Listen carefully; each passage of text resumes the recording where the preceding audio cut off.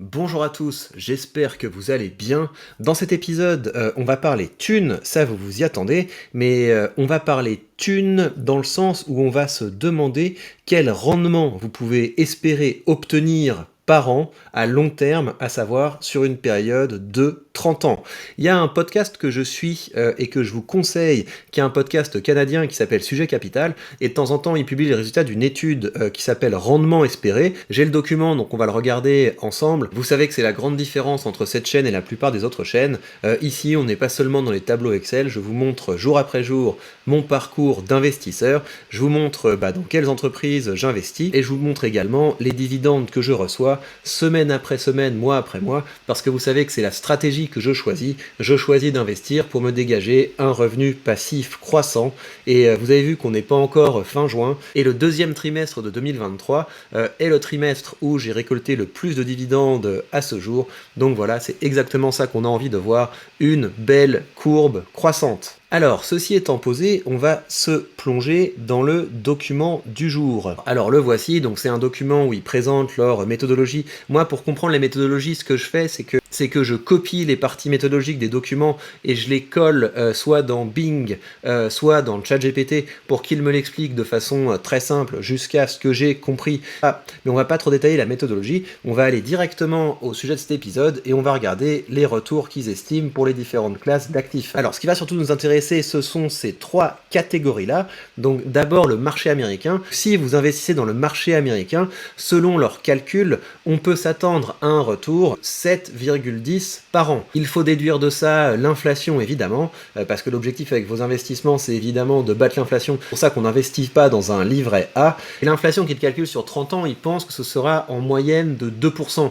Donc là, ça vous paraît fou parce que vous avez des chiffres d'inflation. Là, je crois que c'est aux alentours de 5% ou quelque chose comme ça. Mais il faut vous dire que ça, c'est une situation qui est anormale et donc l'inflation devrait revenir à la normale. En tout cas, c'est ça qu'ils prédisent. Donc voilà, sur le marché américain, il faut vous attendre à un retour de 5% par an. Et donc évidemment, 5% par an, ça ne veut pas dire que vous allez faire 5% tous les ans. Ça veut dire qu'il y a des fois vous allez faire 12%, des fois vous allez faire moins 5, des fois vous allez faire 3, etc. Mais sur 30 ans en moyenne, c'est ça qu'on peut s'attendre en investissant dans le marché américain. Alors ensuite, ils vous disent qu'est-ce qui se passe si on investit dans le marché mondial. Donc là, c'est quand vous investissez par exemple dans l'ETF qui s'appelle Vanguard All World. Et donc là, c'est mieux que le marché américain. Ils imaginent quelque chose comme 7,37%. Et donc, ce qui est intéressant, c'est que selon leurs calculs, la meilleure chose qu'on puisse faire, c'est de se faire un portefeuille qui prend les marchés développés plus les marchés émergents.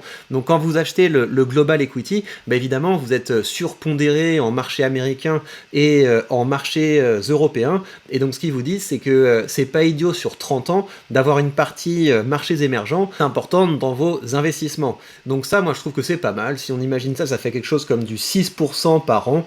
J'imagine que je peux faire plus, hein. En tout cas, jusqu'à présent, moi, je suis plutôt à 9-10 qu'à 8-9. Mais voilà. En tout cas, vous savez que vous avez de bonnes chances d'avoir un retour de ce genre-là par an. Donc ça veut dire qu'a priori, vous battez l'inflation sans trop de problèmes si vous avez un portefeuille qui est bien diversifié à l'échelle internationale. Alors concrètement, ça veut dire qu'on investit comment ?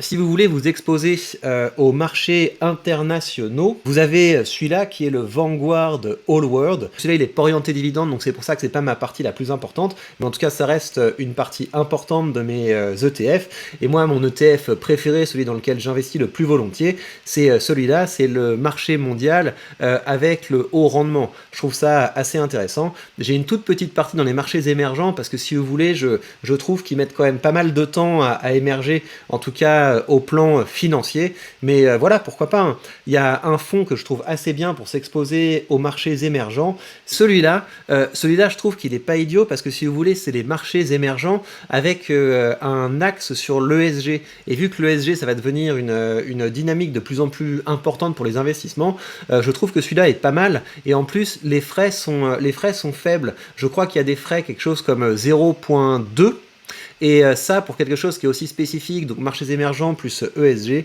c'est quand même pas mal.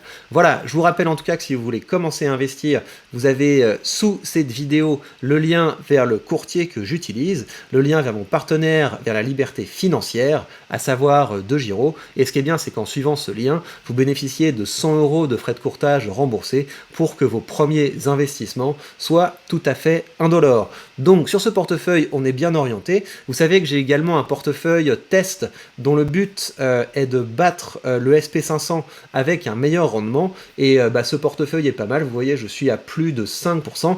À comparer, hein, parce que vous voyez, c'est ça qui est assez intéressant, c'est que moi, vous voyez mes portefeuilles quand les marchés montent et quand les marchés baissent, et vous vous souvenez d'où on vient. Avec ce portefeuille, je crois qu'on a été à moins 20% à un moment. Et donc c'est vraiment ça que je veux dire hein, quand je parle d'investir sur le long terme, c'est que vous allez avoir de la volatilité à court terme. Quand il y a de la volatilité à court terme, on voit plein de gens qui émergent en mode trading. Ouais, il faut sortir des marchés, il faut sortir pour rentrer, etc. C'est souvent absolument n'importe quoi. Ces gens ne montrent pas leur portefeuille, ça se trouve c'est des énormes guignols. Il me reste à vous rappeler que si vous voulez aller beaucoup plus loin, vous pouvez rejoindre ma page Patreon. Donc qu'est-ce que c'est que ma page Patreon? C'est du contenu exclusif auquel vous avez immédiatement accès pour le prix d'un café par mois. Qu'est-ce que vous avez comme contenu exclusif? Eh bien, vous avez des FAQ. Donc des FAQ, ça veut dire que régulièrement, je vous sollicite pour vous demander, voilà, quelles questions vous voulez que je traite, et ensuite, j'y réponds. Dans la dernière FAQ que j'ai publiée aujourd'hui, on s'est demandé si le DCA, c'était ou pas une bonne pratique. J'ai apporté ma réponse à ça, à partir des études que je connais. On parle aussi business, évidemment. Donc j'ai répondu à la question, comment on trouve une idée de side business? On a discuté également des différents types de courtiers, et outre les FAQ, vous avez sur cette page Patreon ma web série Entreprendre en France, parce que je suis en train de construire une entreprise en France et je détaille tout dans cette web série, les démarches administratives, la fiscalité, ma stratégie, comment je fais pour augmenter mes revenus. Et donc ça c'est super si vous aussi vous avez envie de commencer à entreprendre. Je partage mon expérience avec vous, vous pouvez me poser vos questions, cette web série est évidemment interactive, donc si vous voulez qu'il y ait des aspects particuliers du business que je traite, eh bien je les traite dans certains épisodes, et vous avez également la possibilité de me demander des retours sur vos portefeuilles que je fais avec plaisir. Donc toute cette valeur pour seulement 3 € par mois, le prix d'un café, c'est quand même très cool. Et je vous dirais que c'est un moyen de soutenir la chaîne, mais en fait c'est surtout une excellente manière pour vous de passer un cap dans votre carrière d'investisseur et d'entrepreneur. Et bien voilà, prenez bien soin de vous et à très vite pour de prochaines news.